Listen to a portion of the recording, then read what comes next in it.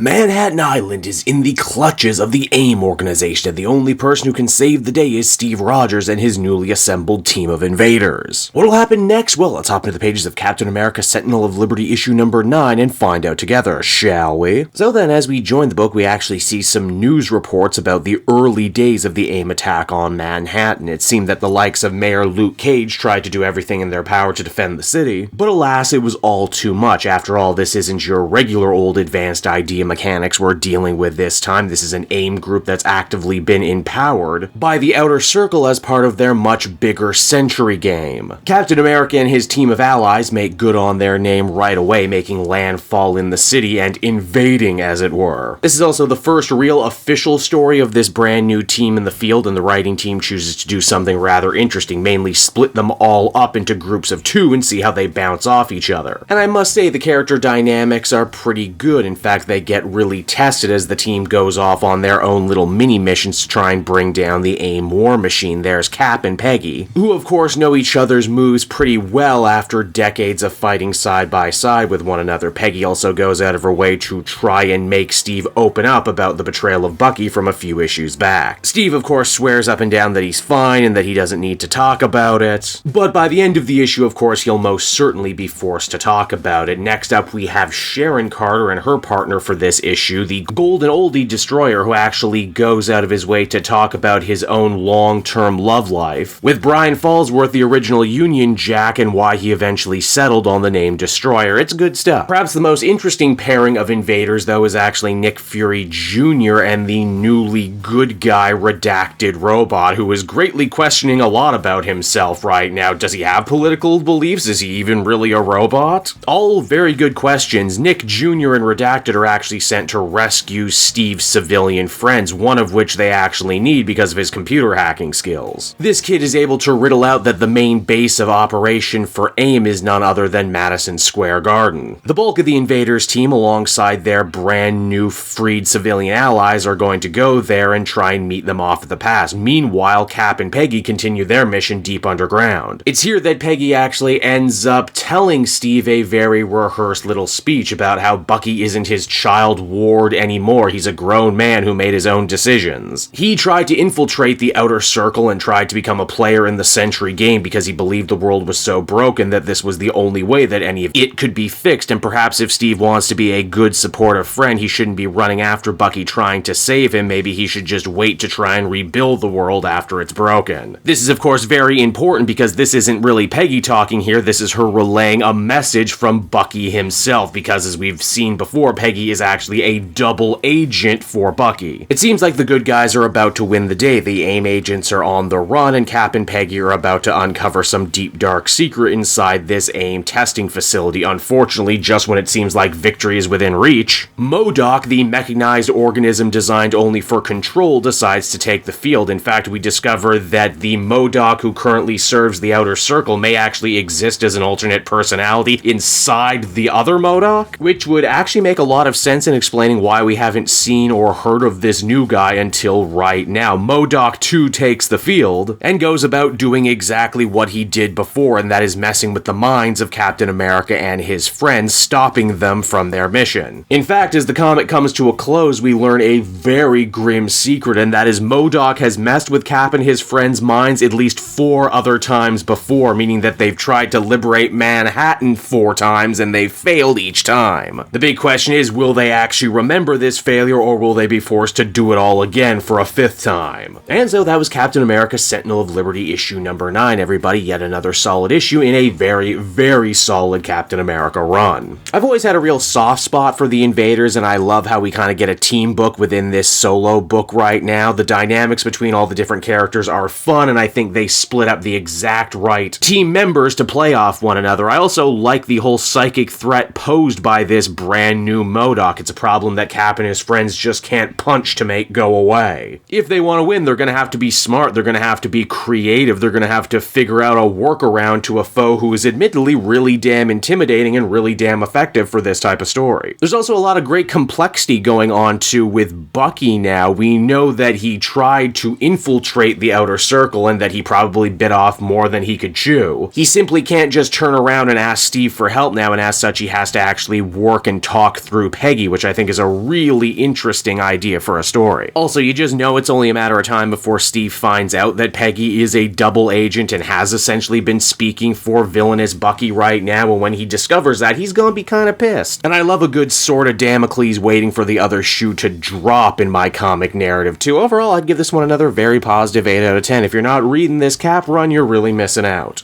Hey there everyone, it's your old pal Cave Jewel, and if you're seeing me right now, that means you watched to the end of the video, which I am very appreciative of.